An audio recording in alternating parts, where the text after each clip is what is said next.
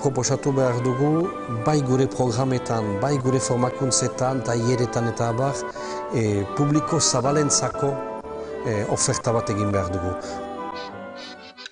Dantza irakasleari eman nahi digun eskaintza horri martxan jarri duguna da, kurrikulum bat prestatzeko proiektu bat. Quiero transmitir que la gente disfruten de su cuerpo, del movimiento, de la música.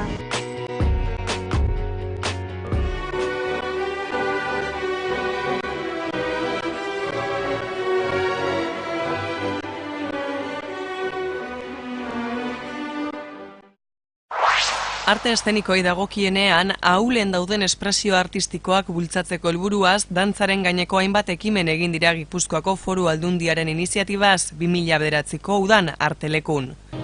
Aldundiak Artelekun dituen dantza instalazioak hobetu, egokitu eta handitu ditu, egoitza dantzagune bilakatuz. Ura izan dadin, dantzaren alorrean diputazioak egingo dituen ekintzak gauzatzeko espazioa. Espazio barik, ezin eta dantzarik egin. Hezkuntza sistemak dituen hutsune eta estruktura faltatik abiatuta, 3 lan ardatz identifikatu ditu dantzaren sektoreak.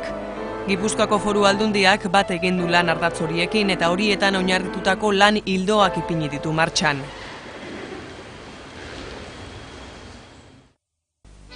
Batetik, dantza tradizionala balioan jarri eta gainontzeko dantza espresioen maila berdinean ipintzea lortu gura da. Horrekin batera euskal dantza tradizionalaren irakaskuntza prozesuak eskatzen dituen gaitasun eta ezaugarriak zehaztu eta irakasle dantzarien kurrikuluma zehaztuko dituzte. Etengabeko formazioari erantzun bat eman eta dantza tradizionalaren irakaskuntzan laguntzeko asmoz, dantzan ikasi egitasmoa abiarazi dute.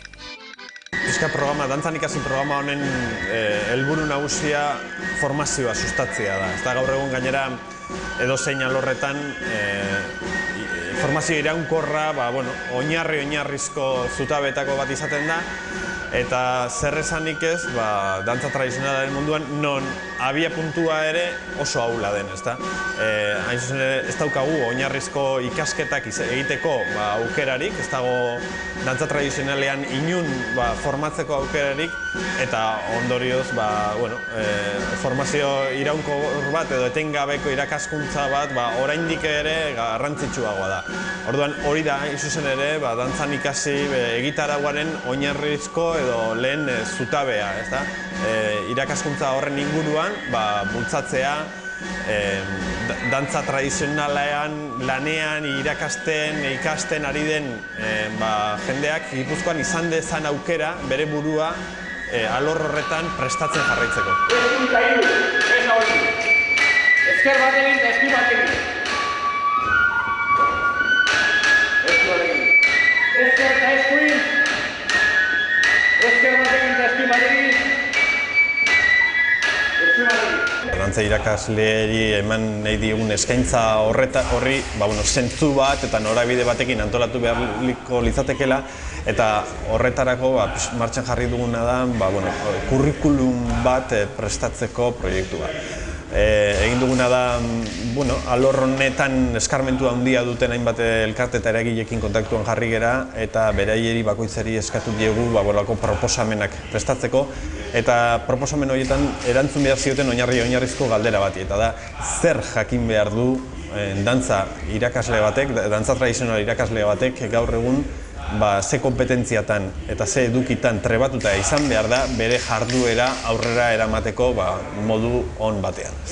Eta horri erantzunez, hainbat txosten prestatu dituzte hainbat eragileak, Euskal Dantzaren Biltzarrak, Iker Folk elkarteak,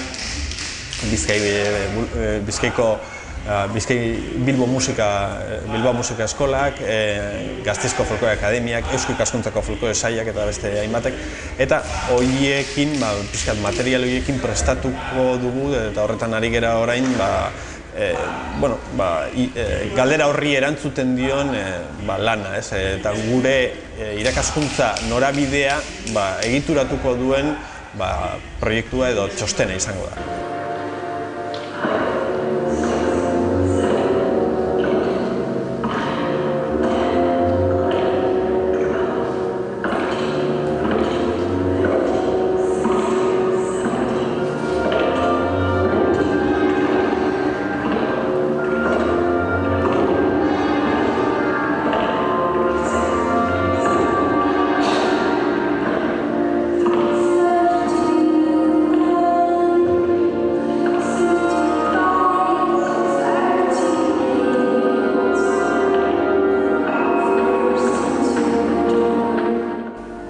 Bigarren lan ardatza da hezkuntza mundutik dantzariek maila profesionalera salto egiteko behar dituzten pausuak emateko baliabideak sortzea. Horretan, Dantzas konpainia da erreferente. Dantzas konpainiak 4 urte daramatza publikoaren dantzaren aldeko sentsibilizazioa bultzatzeko kanpainak egiten, eta batez ere dantzari gazteen profesionalizazioa indartzeko bitarteko baliabideak eskaintzen.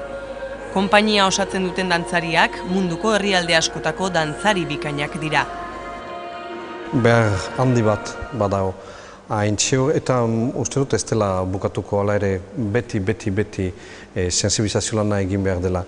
Uste dut lan asko bat dugu hildo hontan zen eta publiko bat eraiki behar da dantzarentzat. Hemen dantza egiten da, dantza tradizionala adibidez asko egiten da, edo asko egiten zen behar bada pixka bat gutiago orain, baina asko egiten da ala ere. Baina guti joiten da ikustera eta gustatzera ere, zen eta azkenean erreferentziak gutxi baditugu hemen. Behar bada hiri nausian, Donostian bezala, ohitura bat bada, zen eta hemen beti izan da baleteko konpainiak etorri dira eta batzuek bederen olako ohitura badute baleten ikustera joitea. Baina egia erteko Gipuzkoan bereziki, provintzia osoan edo lurralde osoan, oso gutxi ikusten da dantza, oso gutxi programatua da, eta azkenean jenek ez dute ikusten. Eta beraz, guk pentsatzen dugu lan hori egin behar dugula, ez gelditzea eta ez egoitea publikoen gure ganat etortzea, baina gu joan behar gira harat, eta hori da azkenean sensibilizazio lana. Gure dantzariak ez dira gurekin egoiteko. Hemen dira, konpaini nausietan sartzeko, baina konpaini nausietan justoki nahasketa hori ezagutuko dute. Eta oso malgoak, oso erreaktiboak izan behar dira, bestenaz lanaren aldetik zaila izanen zaie kontratu baten edo lan baten atsemaiteko. Eta erreaktiboago balin badira, erresago izanen da horientzako, bai konpaini batean sartzeko, baina bai aldatzeko, bai koreografo batekin lan egitea, beste egun batez beste koreografo beraz beste estetika batekin lan egitea, eta hau da azkenean beren altxorra. Errektibitate hori eta aberastasun hori, nahasketa hori, hau da beren altxorra. Lan merkatua dantza mailan ere zaila da, Europa mailan aski zaila da.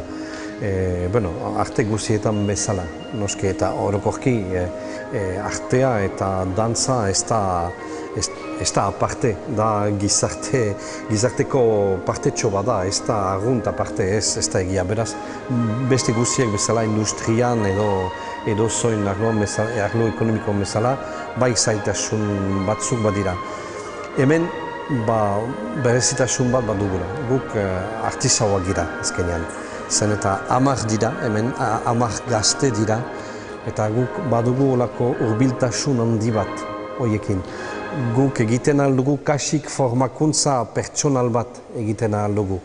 Eta medio guziak eman edo hartu, medio guziak hartu, berentzako, bakoitzarentzako, bere nortasuna garatzeko. Eta azkenean, bere nortasuna garatuz, sekatzen ahal dute, atsemaiten ahal dute, ze motako konpainian hobeto litake. Dantzaren sorkuntza eta etengabeko formakuntza ziurtatzeko estruktura edo oinarriak sortzea da Gipuzkoako Foru Aldundiaren 3. lan ildoa. Horretarako esan bezala, Artelekun kokatu du Gipuzkoa mailan dantzaren alorrean egingo diren ikastaro egitasmo zein bestelako ekimenen topalekua. Sorkuntzarako espazioa izango da, eta baita formazio zikloak egin eta dantza sektorearen parte hartzea ziurtatuko duten dinamikak sortu eta gauzatuko diren espazio fisikoa ere. Hori izango da justu Gipuzkoako dantzagunea.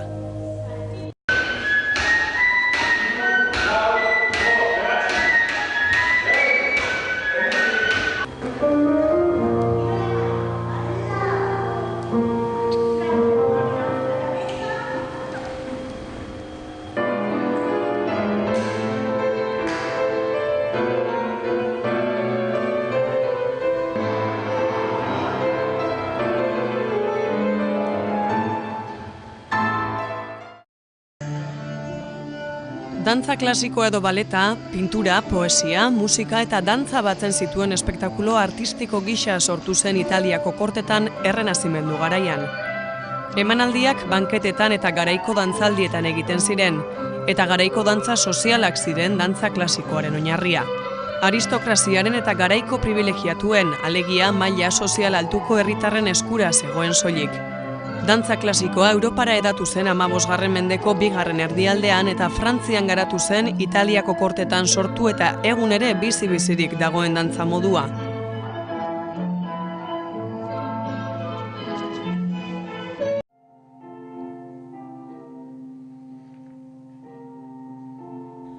Frantzian aurkeztu zuten lehenengoz dantza klasikoa eskenatoki batetan eta puntu gorena Académique Royale de Danse sortzearekin batera lortu zuen.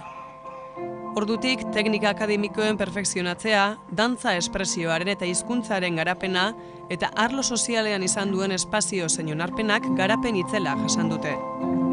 Dantza klasikoak hala ere, badu elite mailako kutsua gizartean, eta naiz eta orain herritar askoren eskura egon, teatroak dira oraindik ere dantza klasikoaren eskenatoki nagusiak.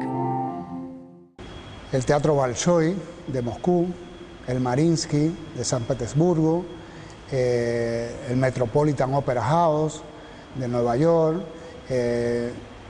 bueno, es que son tantos que, por ejemplo, aquí en el teatro, en la Zarzuela de Madrid, en muchos festivales de verano también que son importantes, porque yo creo que el arte es para todo público y hay unos grandes teatros que a veces se les es un poco más difícil al público ir a apreciar en la danza. Y cuando hacemos festivales de verano, que es un poquitico más asequible a todo tipo de público, se llenan los lugares y eso es que el público está deseoso, tiene muchas ganas de ver danza. Y lo que pasa es que a veces en los grandes teatros son pocas las funciones y es un poco caro y no va mucho público.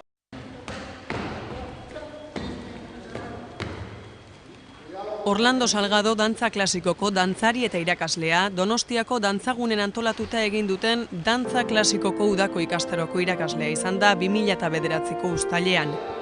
Kubatarra sortzez, errepertorio klasiko romantikoko ballet gehientsuenetan pertsonaia nagusienen paperean ikusi dugu Salgado, eta baita mundu guztiko koreografoen lanetan ere. Egun Madrileko Eskaena Arte Eszenikoen Akademiako dantza maisu da, eta Carmen Roche baleteko zuzendari laguntzaile ere bada.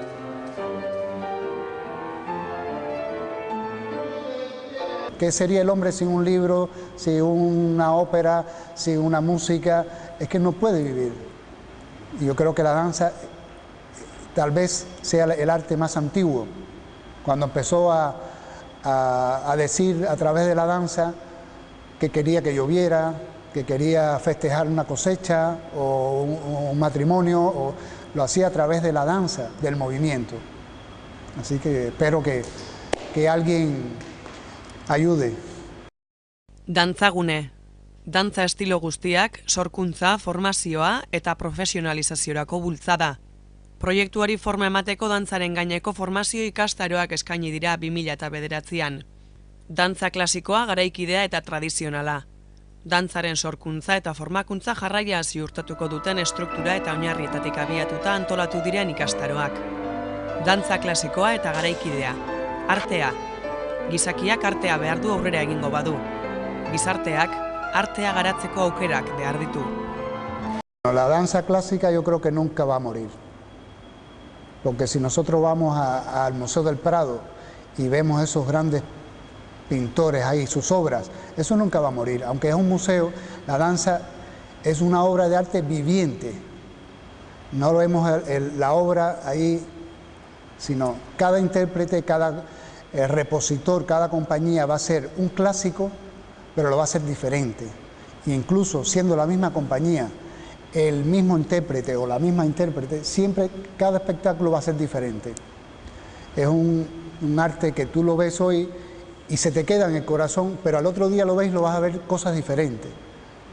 Yo creo que la danza clásica nunca va a morir. Lo que necesita de los que puedan apoyarlo, que la apoyen, que no solamente abran escuelas, sino que abran compañías también. donde los estudiantes que estudian tengan lugar para poder demostrar lo aprendido.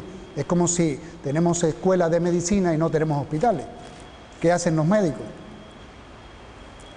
O un arquitecto estudia y después no tiene ningún lugar para hacer algo o tiene una ayuda. Yo creo que el ser humano sin arte no puede vivir.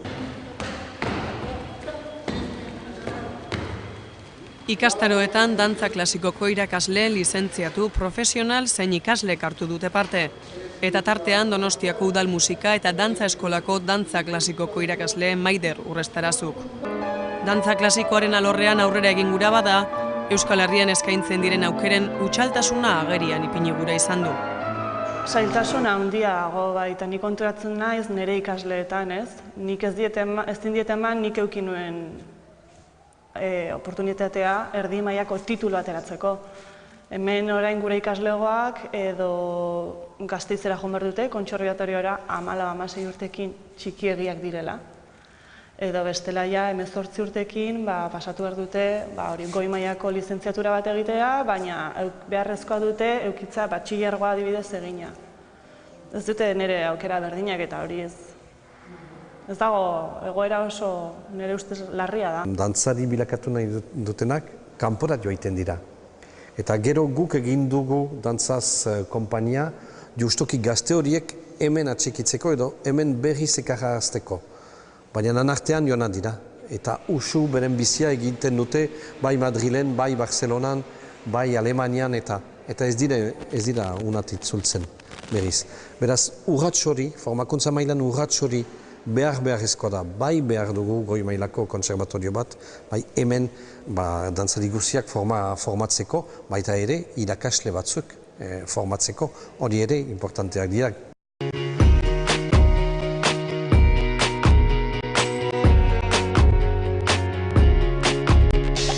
El danza clásica o el jazz tiene una estructura muy hecha. Y en la danza contemporánea es más libre, puedes hacer, es más libre. Es una mezcla de todo y es muy abierto y también con la música, puedes elegir la música que te guste, trabajar con la música o no con la música, en plan música solamente como una base, como un sound. Eso a mí me gusta mucho, no es así, es como la vida, ¿no? Es más abierto.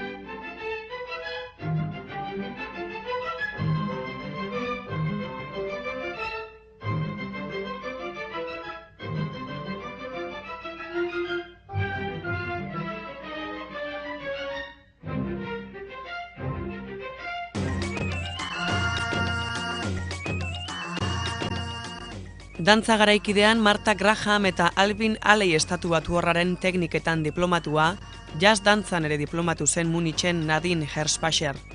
Germaniarra 2002an hasi zen irakasle lanetan Municheko Iwanson zentroan. Egun Bartzelonako Barium eskolan ari da. Haren lana jaso eta dantza modernoaren gaineko jakintza eta praktika areagotu dituzte, ikastaroetan parte hartu ahal izan dutenek. Yo trabajo mucho con el suelo, me gusta mucho trabajar con la velocidad, con pausas, con sorpresas. Bueno, en el danza contemporáneo hay todo. ¿Sí? ¿Y qué sueles querer transmitir tú en cada... A mí lo más que quiero transmitir es que la gente disfrute de su cuerpo, del movimiento, de la música. Y si un día no funciona algo, bueno, el siguiente día funciona y no pasa nada, que es solamente que disfrutamos el baile. Para mí es lo más importante.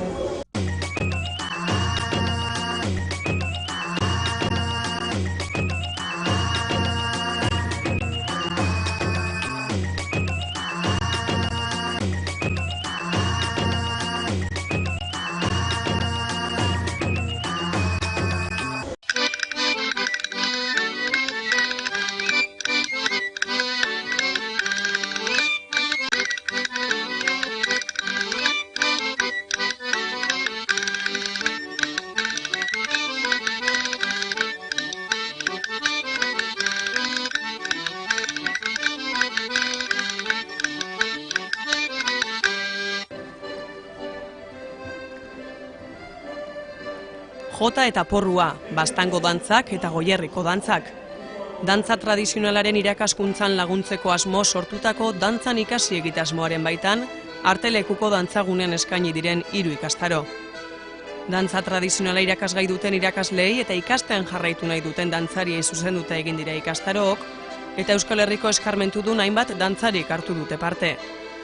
Etengabeko irakaskuntza alor guztietan dago indarrean gaur egun, eta euskal dantza tradizionalen alorrean ere, bide horretan urrats batzuk eman gura dira horrela. Dantza tradizionalaren sektorearen osasunak hutsune asko ditu, eta horietako bat da formazioa.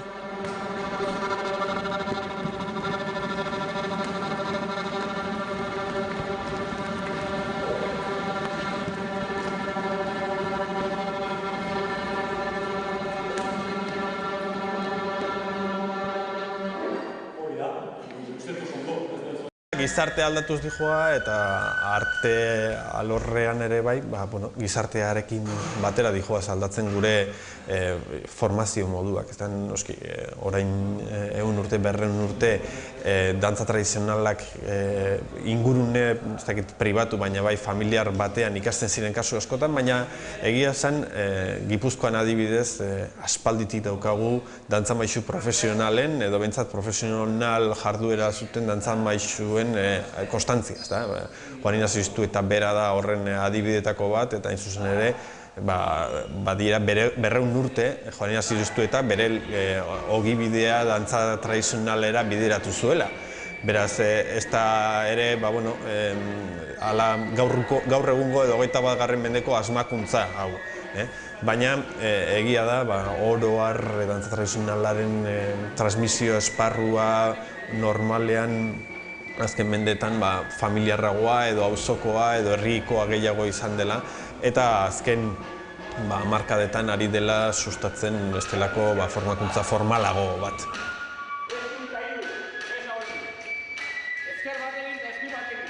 Instituzioen arteko elkarlana eta dantza talde zein dantza konpainiek aurrera egiteko beharrezko dituzten baliabideak bermatzea beharrezkoa da dantzaren sektoreak osasuntsuki biziraungo badu.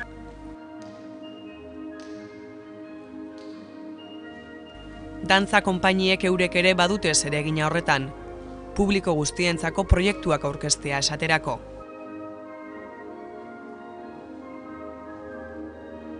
Elkarlan bat beharrezko da, baina lehenik gure gainda behar bada pisua. Gu proposatu behar dugu, bai gure programetan, bai gure formakuntzetan, taileretan eta abar, publiko zabalentzako oferta bat egin behar dugu. Adibidez, gure programak publiko guztientzako izan behar dira. Ez dugu elite batentzat lan egin behar. Ez da gure helburua, eta hori oso importantea da.